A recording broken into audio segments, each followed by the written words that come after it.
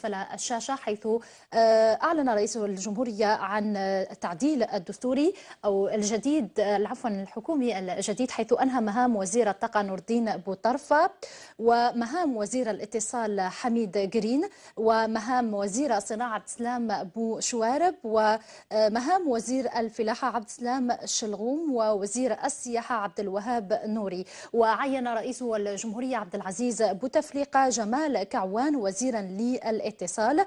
هذا جمال كعوان يشغل حاليا منصب مدير وكالة الاتصال العنب، كما عين محجوب بدة وزيرا للصناعة والمناجم، وعين أيضا ولي عنابة في منصب وزير السكن والعمران، ولي وهران وزيرا للنقل والأشغال العمومية، كما عين مصطفى جيتوني في منصب وزير الطاقة، الذي يشغل حاليا منصب مدير شركة سونالغاز.